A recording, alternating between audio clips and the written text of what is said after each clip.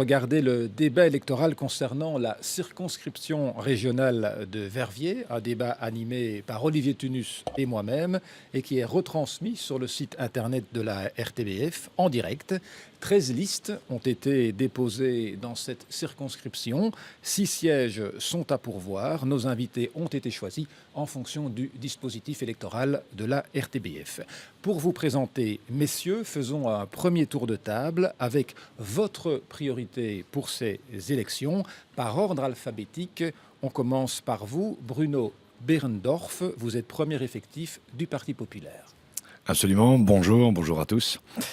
Voilà, le Parti populaire est un parti de rupture, je crois que nous l'avons assez démontré. Parti de rupture, nous ne voulons plus des pratiques actuelles, nous voulons changer les choses. Nous avons axé notre campagne électorale sur les 3 premiers points qui tracassent manifestement les citoyens wallons. Nous avons fait pour cela nos propres sondages, nos propres études, et nous avons remarqué que les 3 points principaux qui tracassaient les wallons étaient l'impôt, l'insécurité et l'immigration.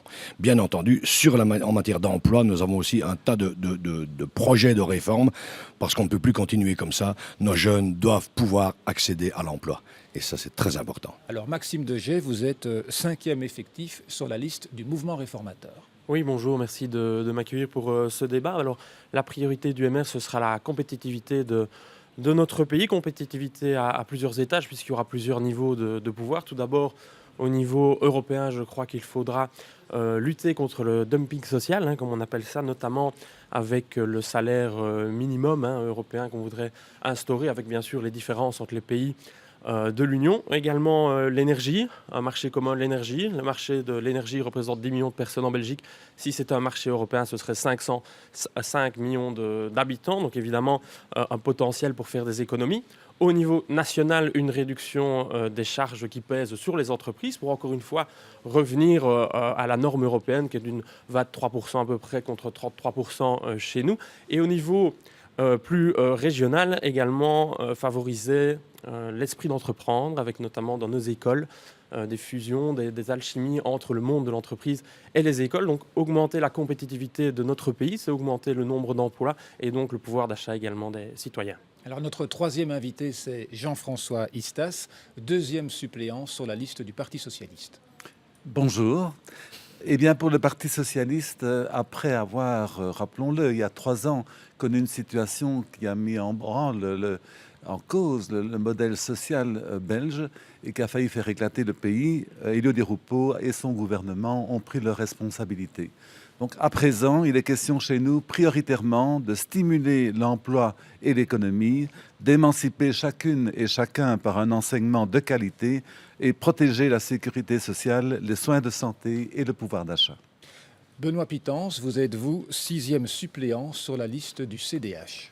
Bonjour, puisque ici, on a évidemment beaucoup de priorités. Moi, je dirais la priorité des priorités pour le CDH, c'est l'emploi. L'emploi, c'est évidemment source d'émancipation pour les gens, de sécurité, donc c'est important. Et donc, nous, on veut axer ça. Alors, évidemment, l'emploi a 3 piliers. Premièrement, révolution fiscale, un transfert de la fiscalité du travail actuellement en Belgique beaucoup trop fort sur la fiscalité des revenus du capital actuellement en Belgique beaucoup trop faible. Deuxième, c'est évidemment l'aspect des entreprises. On veut favoriser l'emploi, le premier emploi jeune en diminuant drastiquement les cotisations patronales sur les premières années, puis progressivement jusqu'à la 3e pour faciliter l'emploi notamment des jeunes. Et enfin, un bon emploi, c'est évidemment aussi une bonne formation, donc accès formation. Emploi, 3 piliers, réforme fiscale, entreprise, charge patronale et enfin formation qui sont pour nous importants.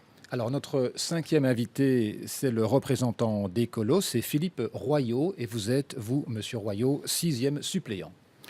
Merci d'avoir provoqué ce débat. Donc, les priorités pour Ecolo, c'est prendre conscience des espaces et des ressources limitées et d'assurer positivement la transition écologique dans notre société d'une façon transversale à travers les axes de l'aménagement du territoire, de l'énergie, de l'eau, de l'économie et des emplois, en se prenant compte de la fin d'une économie productiviste, le vivre ensemble et les jeunes en formation.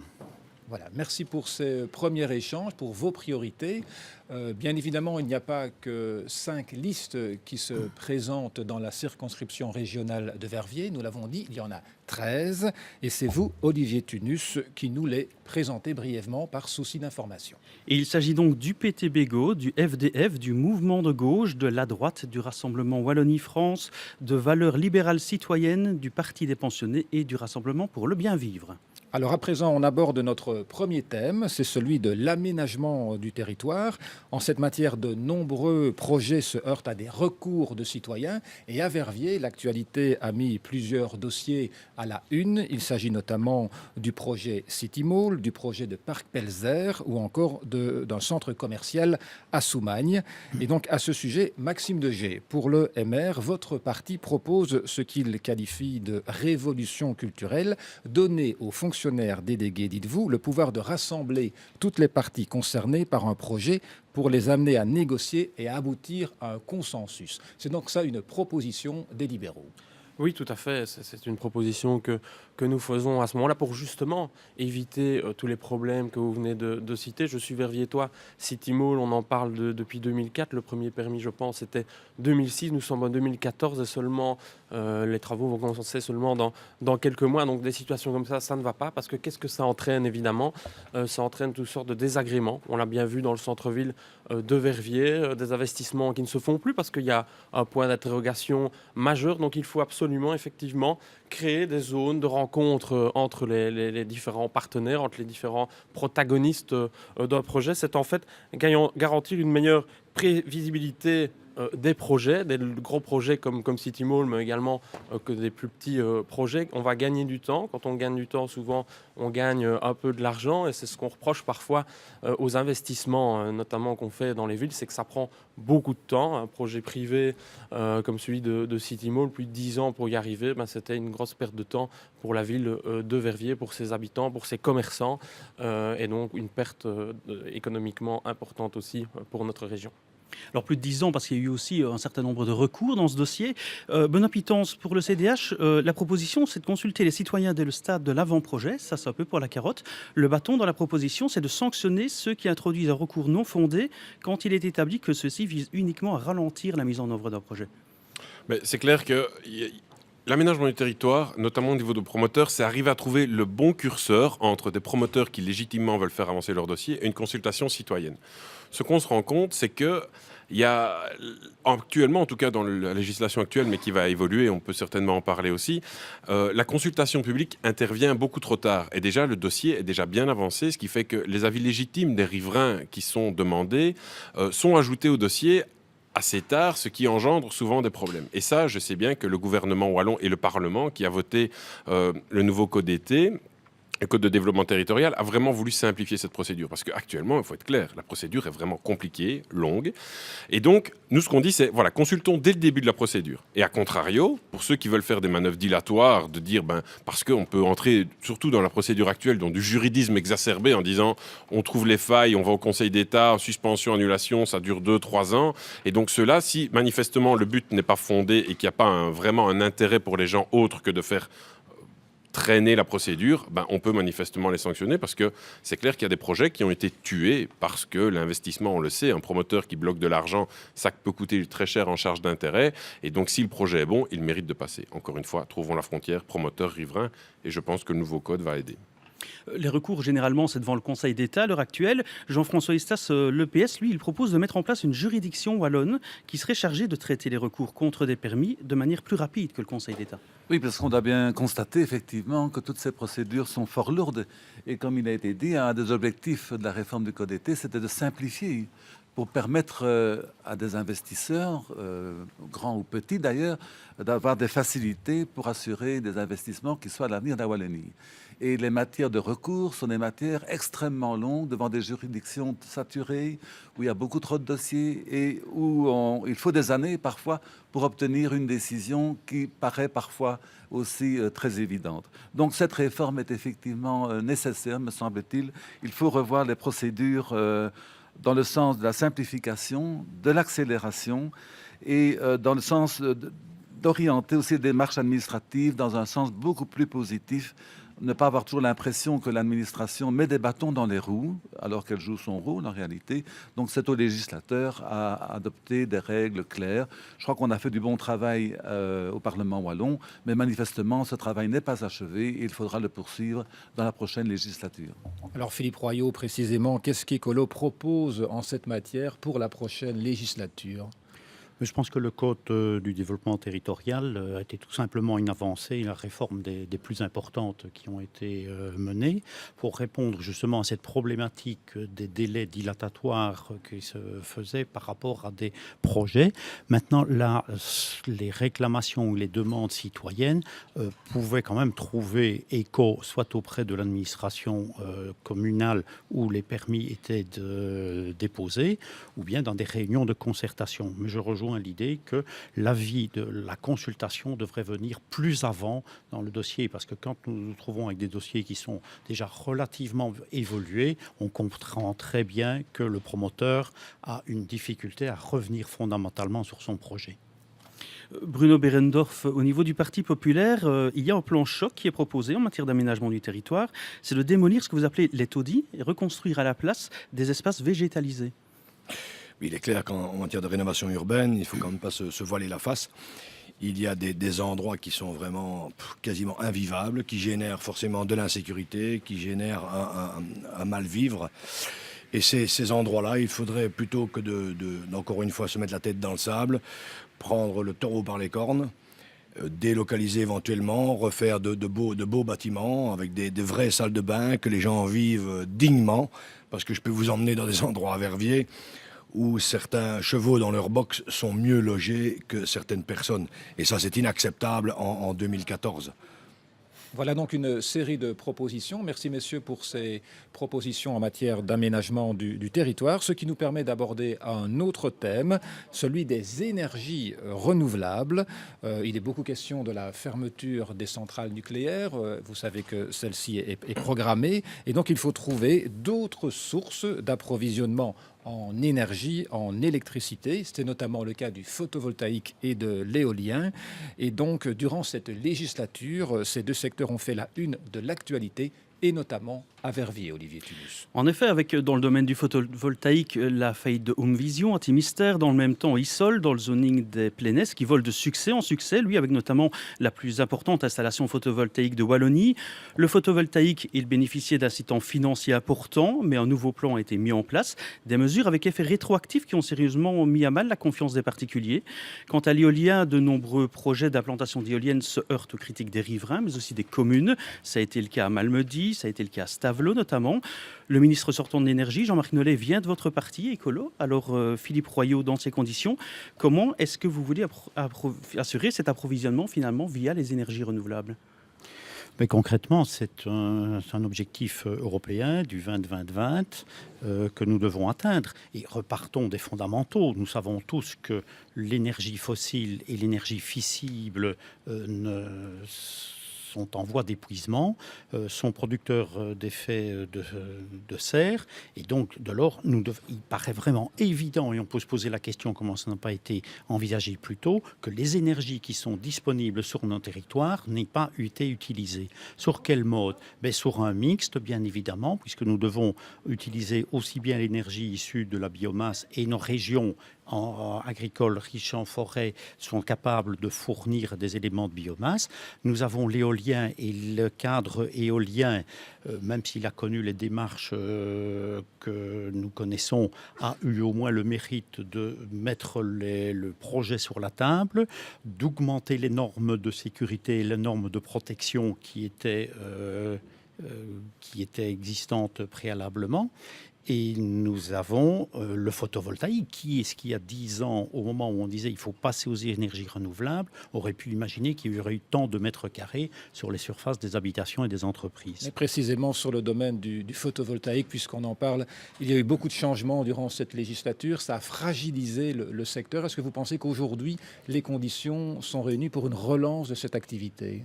Je pense que les conditions existent, il faut la volonté politique, mais je rappellerai aussi que dans le domaine bancaire, nous avons vécu aussi une révolution et que ce n'est pas parce que des taux étaient garantis dans une situation économique donnée que les montants et les taux sont restés les mêmes, que ce soit au niveau du crédit ou au niveau des prêts aux entreprises. Donc, il paraissait tout à fait logique de vider la bulle de spéculation qui avait été créée au niveau des panneaux photovoltaïques, qui assurait une rentabilité sur investissement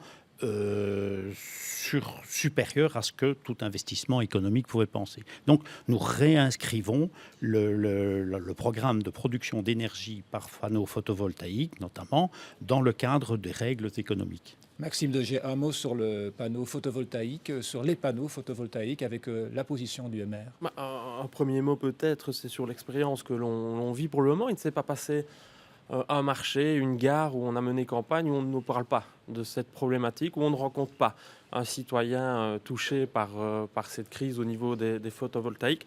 Tous les partis ici autour de la table ont parlé d'emploi en introduction, c'est sûr, c'est une des priorités. Le photovoltaïque, avec la diminution notamment des certificats verts de durée de vie, ça a été 2200 emplois perdus. Donc effectivement, à la fois le citoyen s'est senti grugé dans l'aventure, mais il y a également eu des répercussions sur l'emploi. Donc la copie est à revoir à ce niveau-là. Alors nous, au MR, au niveau de l'énergie verte, je vais dire, et au niveau énergétique de manière plus générale, on estime qu'il y a trois piliers. C'est le développement durable, la sécurité d'approvisionnement et le coût. C'est vraiment ces trois piliers sur lesquels il faut trouver un équilibre, notamment en investissant dans la recherche au niveau de notre stockage d'énergie, comment est-ce qu'on stocke l'énergie, et au niveau de ce qu'on appelle les réseaux intelligents. Puis, il y a un élément au niveau énergétique que j'ai soumis en introduction et qui me semble extrêmement important, c'est le rôle de l'Europe au niveau du futur marché énergétique. C'est extrêmement important. Comme je l'ai dit tout à l'heure, la Belgique, 10 millions de consommateurs, l'Europe, 500 millions de consommateurs. S'il y avait une vraie politique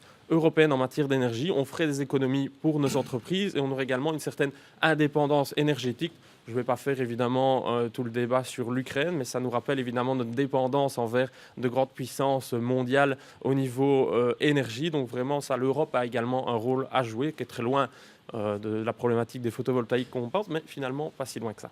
Alors il y a le photovoltaïque, il y a aussi les éoliennes, et le CDH justement il veut positionner les éoliennes prioritairement le long des autoroutes ou en mer. Alors uniquement, ou bien est-ce qu'il y a quand même la porte ouverte qui reste pour d'autres implantations, notamment il y a des communes qui peuvent gagner de l'argent avec des éoliennes. Mais la porte reste ouverte, mais on veut quand même aussi avoir un débat sur l'aménagement du territoire. On vient d'en parler.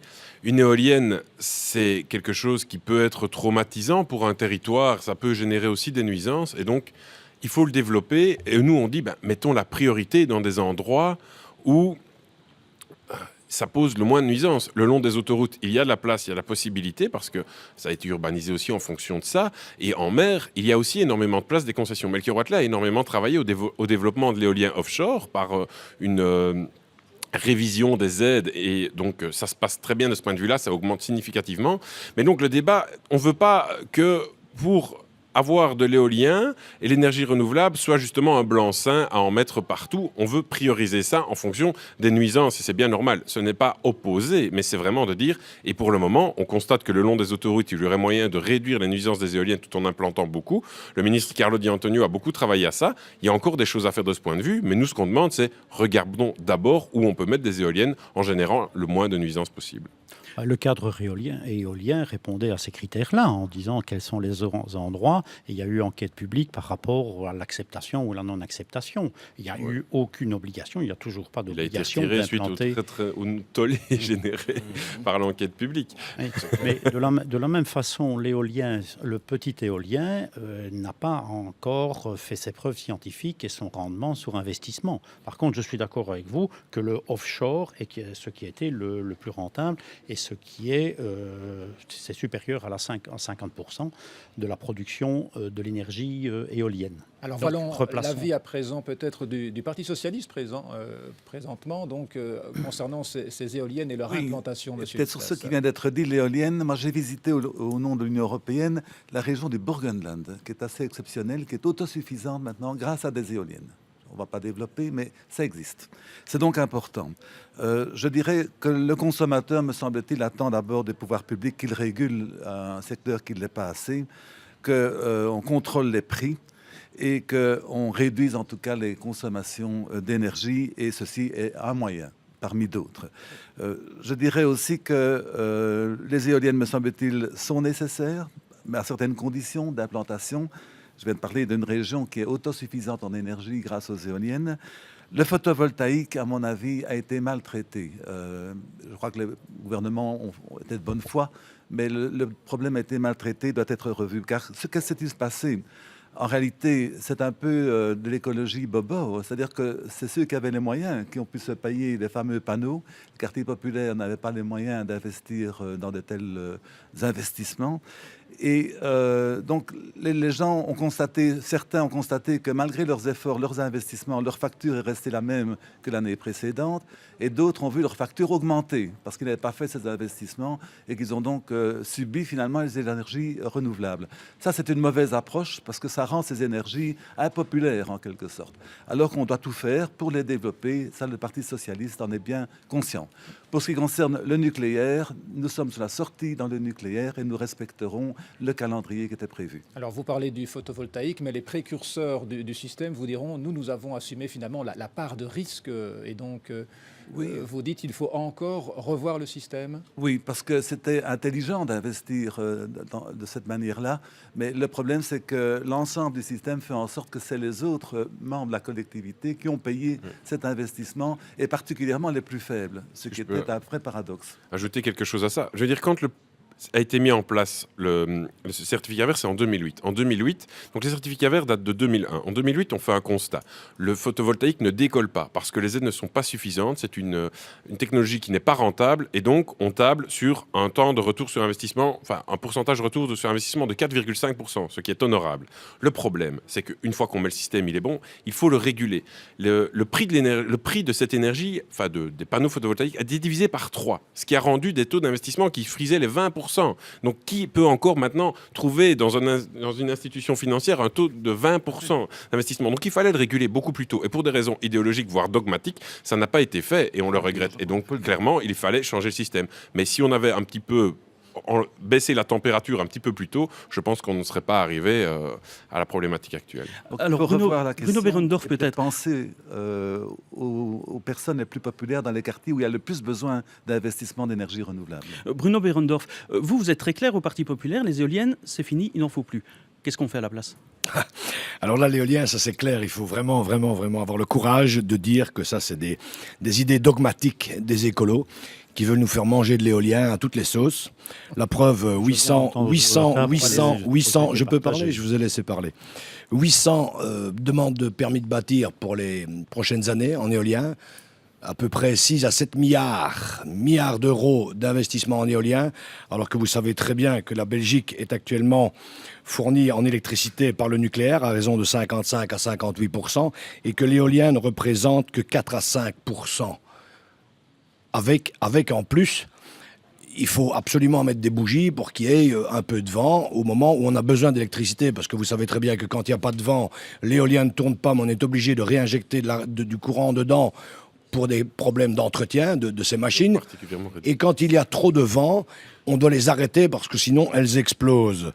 Donc ça veut dire que l'éolien, c'est pas rentable, excusez-moi, mais c'est comme ça, il faut voir les choses et il faut discuter avec des vrais scientifiques, pas des gens qui ont des dogmes et qui veulent absolument foncer dans une porte alors qu'ils savent très bien qu'ils ne vont jamais l'ouvrir. L'éolien coûte très cher. L'éolien marin, vous êtes à 250 € du mégawattheure. L'éolien terrestre, vous êtes à 180 € du mégawattheure, alors que le nucléaire, et je parle des chiffres que je viens de donner, c'est hors maintenance et hors démantèlement. Maintenant, le nucléaire, en comptant la maintenance, les déchets et le démantèlement, vous arrivez à 37 € par mégawattheure. Est-ce que vous vous rendez compte ? Alors vous allez me dire, attention au nucléaire, parce que c'est là-dessus que vous jouez tout le temps. Vous jouez sur la trouille. Vous faites peur aux gens. Vous n'arrêtez pas de parler d'explosions, d'accidents, Vos etc. chiffres Alors, est-ce ne que sont pas précisément, TEPCO n'a rien à voir. Précisément, alors, pour vous, puisque vous parlez du nucléaire, Oui, et oui, de- oui. du coût qui est moins élevé, Et tout dites-vous, à fait. est-ce qu'il faut maintenir ou bien construire Il faut de nouvelles deux centrales? choses, absolument, deux choses. Il faut maintenir les centrales actuelles, qui sont très très bonnes. Elles n'ont rien à voir avec les centrales de Et Fukushima. qui pourtant ont des risques qui ont été... Complètement limité. Regardez à Three Mile Island, il n'y a pas eu de gros problèmes, ça a été maîtrisé, ça n'a rien à voir avec Tchernobyl, où là, Parle de on parle Tchernobyl, d'un Fukushima.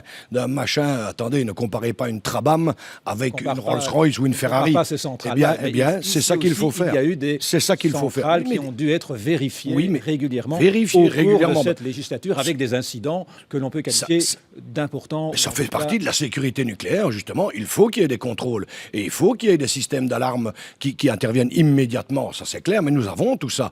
Fukushima n'a rien à voir avec nos centrales nucléaires. Les centrales nucléaires françaises, les centrales nucléaires belges sont absolument en très, très, très bon état. Regardez la nouvelle centrale de Flamanville, l'EPR, qui est la nouvelle génération. Et il faut laisser continuer ces centrales tant qu'elles sont encore 100% fiables. Et puis après, passer à la nouvelle technologie, parce qu'il faut aller avec son temps. Les moulins à vent, c'est le passé. Les éoliennes, c'est le passé. Il faut aller vers l'avant. Et vers l'avant, c'est les centrales au thorium. Et la centrale au thorium, ce n'est plus de la scission nucléaire, c'est de la fusion nucléaire. Nous avons ici même en Belgique, dans notre sous-sol, du thorium. Donc les réserves sont quasiment illimitées.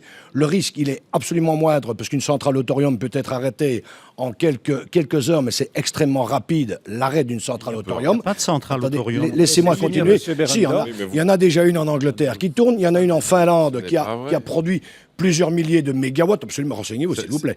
S'il vous plaît. Et donc le thorium avance. Et là, on est en fusion nucléaire et plus en scission nucléaire. Il y a beaucoup moins de déchets et les déchets sont inertes après 10 ans. Et tout ça, il faut le savoir. Mais il faut se donner le temps. Il faut se donner le temps. Si en 1920, on vous avait dit qu'on marcherait sur la Lune, vous auriez ri comme vous riez maintenant. Alors, Il y a Monsieur 40 ans. Berendorf, merci pour votre S'il y avait une solution réponse. simple, Je on donne la la parole trouverait à depuis présent longtemps. à Monsieur Royot. On a dit les éoliennes, c'est un dogme écolo. Votre réponse. C'est pas un dogme écolo, c'est une réalité physique. Ah bon Nous devons prendre conscience que nous vivons dans un monde fini avec des ressources limitées.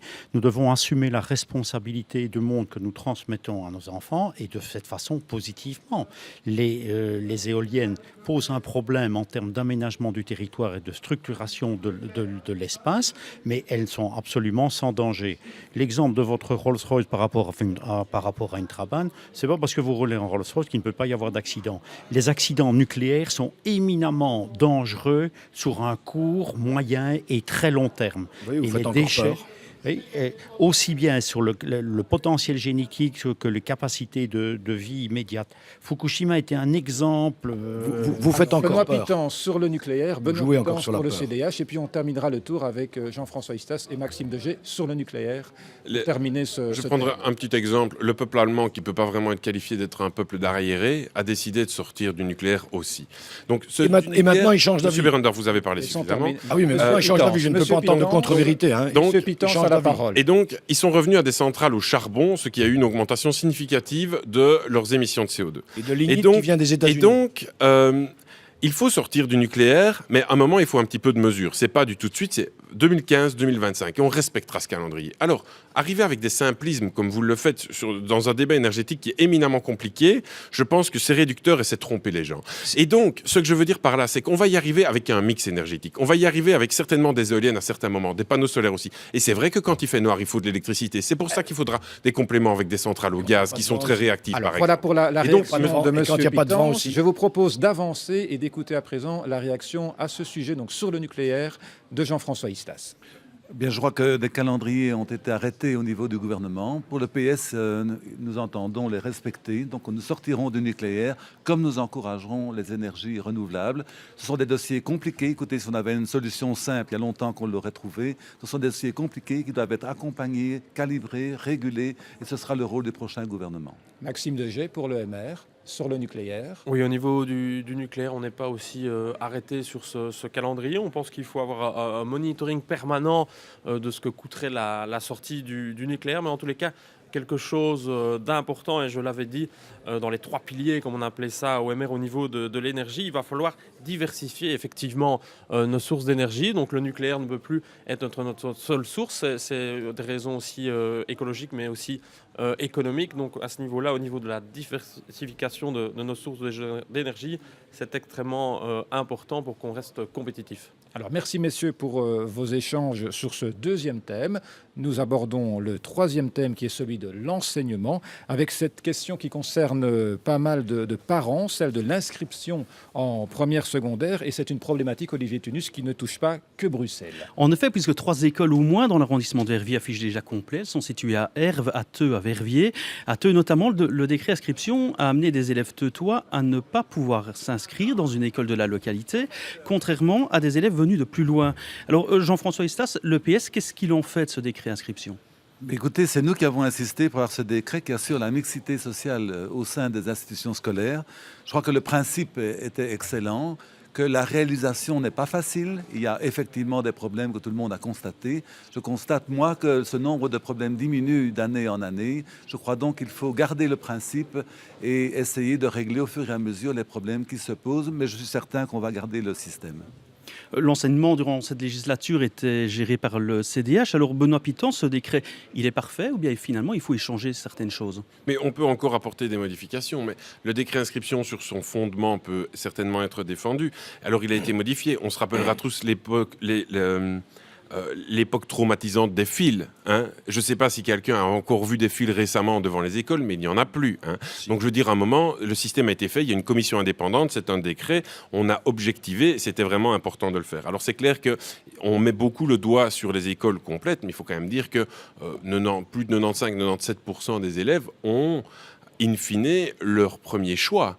Donc je veux dire aussi, il faut quand même aussi, alors peut-être que c'est vrai que ça peut être traumatisant pour certaines personnes, et je peux comprendre le choix de certains parents de dire je ne peux pas aller dans l'école que je veux, mais 97% des personnes ont leur premier choix. Donc s'il faut apporter des aménagements, d'accord, mais pas remettre en cause le fondement même du décret inscription. Bruno Berendorf, votre avis, vous, il est complètement opposé. Pour vous, ce décret, il faut le supprimer. Mais comme toujours, hein, voilà. Il faut le supprimer parce que, voilà, M. Pitance ne regarde pas le JT, à mon avis, parce que je me suis même fait la réflexion et dit à mon épouse, il y a 2 jours, mon Dieu, déjà des gens qui font la file pour des inscriptions en septembre prochain. Vous imaginez. Donc, M. Pitance dit qu'il n'y a plus de file et moi, je les ai vus à votre JT il y a 2-3 jours. J'ai même été abasourdi de voir que des gens faisaient déjà des files à ce moment-là. Alors ce sont nos enfants, ce ne sont pas les enfants de l'État. Et c'est à nous à décider dans quelle école on veut les mettre. Moi, j'ai choisi l'école où je mettais mes filles à Verviers, et ce n'est pas à vous à m'imposer telle ou telle école. Ce sont mes enfants. On ne lit pas tous le même journal, donc j'ai le droit de les mettre où je veux. Maxime Deget, pour l'EMR, ce décret, il faut aussi le supprimer, mais vous avez aussi une proposition, c'est que c'est le directeur de l'école qui doit fixer les priorités pour les inscriptions. Alors qu'est-ce qu'il en est de la mixité sociale dans ce cas-là ? La mixité sociale, moi je pense que à vouloir l'imposer à tout prix, on passe à côté de l'objectif. On voit ça dans plusieurs domaines. L'école en est un. Il y a d'autres domaines. Je crois qu'à vouloir imposer à chaque fois la mixité sociale, ça ne fonctionne pas. Il faut qu'elle se fasse aussi de manière naturelle, c'est en ramenant les gens à vivre ensemble tout simplement qu'elle se fera. Et je crois que le monde politique a parfois eu des comportements et des agissements qui partaient de bon sens parfois ou de bonnes intentions, mais qui au final allaient à l'encontre de cet objectif de mixité sociale. Alors oui, on voudrait nous rendre un rôle important au directeur. Je crois qu'un directeur d'établissement doit jouer son rôle au sein d'une école. Il faut réhabiliter aussi la place du maître et de son directeur au sein de l'école. Donc, nous, on est plutôt pour supprimer ce décret inscription. Effectivement, il y a aussi une partie de la liberté de choix. Ça, c'est important également. Mais un autre problème qui va venir, peut-être plus important au niveau du décret, c'est effectivement le manque de place au sein de nos écoles. Moi, je suis échevin de l'enseignement à Verviers. Je peux vous dire qu'il y a certaines écoles où on pousse les murs, où on met des préfabriqués, et on voit que l'investissement de la Fédération Wallonie-Bruxelles est complètement insuffisant.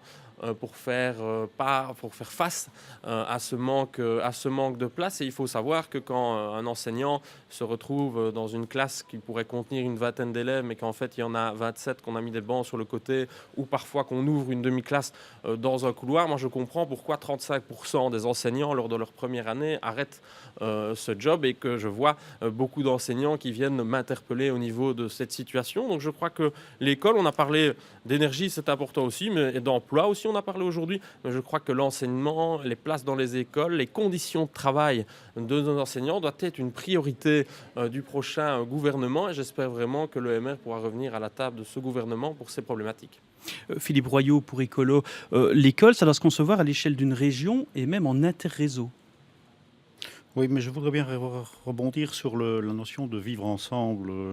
Mon collègue vient de citer, parce que je rappelle que le décret inscription, en fait, ces deux objectifs étaient de lutter contre l'échec scolaire et d'avoir une mixité sociale pour éviter d'avoir des écoles élitistes. Et donc, je pense que la position d'Écolo ici, c'est de maintenir ce décret inscription, tout au moins sa philosophie de base, avoir des écoles de qualité et avoir un encadrement à ce moment-là différencié, donc attribuer des moyens différents en fonction, et ça, au départ des directeurs d'école. Je pense aussi que les bâtiments scolaires, le dernier gouvernement a pris ce dossier-là en pleine charge et a investi largement dans les nouvelles constructions de bâtiments scolaires pour répondre à la demande. Un dernier point, au niveau de l'enseignement, c'est peut-être, Écolo souhaite qu'on ait un tronc commun au niveau des humanités, qui soit un vrai tronc commun jusqu'à 14 ans pour permettre une orientation et une orientation en connaissance de cause des élèves jusqu'à... Alors, monsieur Pitance et monsieur Istas, parce qu'il y a un déficit de temps de parole, et pas de votre côté, monsieur Degé.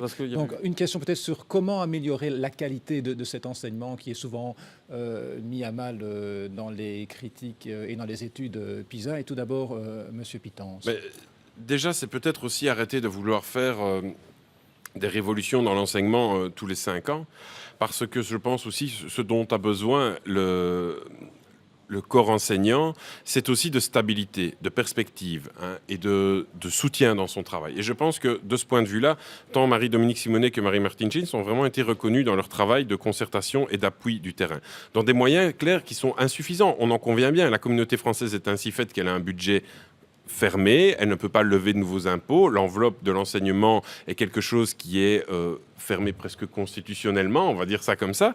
Donc c'est vrai que on aimerait bien pouvoir augmenter l'enveloppe, mais c'est très difficile. Donc voilà, on fait avec ce qu'on a. On est tous d'accord autour de la table, on aimerait bien mettre plus, il faudrait, mais on a les moyens, on fait avec ce qu'on a et on est un peu de stabilité. Et donc, moi, le message que je veux faire passer, c'est de dire... On a des objectifs, on a des bons enseignants. Le renseignement est quelque chose qui se vit sur le plus long terme. Et arrêtons de vouloir faire des révolutions permanentes tous les 5 ans qui finalement déstabilisent plus qu'elles ne construisent. Jean-François Istas, pour le Parti socialiste, comment améliorer la qualité de l'enseignement?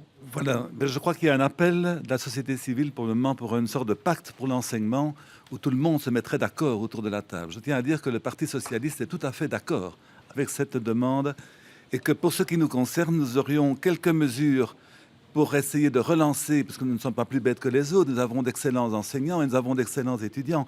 Qu'est-ce qu'on pourrait faire de concret tout de suite? Eh bien, nous proposons 1000 professeurs en plus pour la remédiation. Coûte 41 millions, donc une goutte d'eau par rapport à la réforme fiscale du MR. La gratuité de l'étude dirigée jusqu'à 18h et la garderie de midi, 62 millions, toujours une goutte d'eau. Un repas chaud et diététique gratuit à midi, maternelle et primaire au début. 231 millions, une goutte d'eau par rapport à la réforme fiscale du MR. Tronc commun jusqu'à la fin des 3e secondaires, en renforçant les cours techniques et technologiques.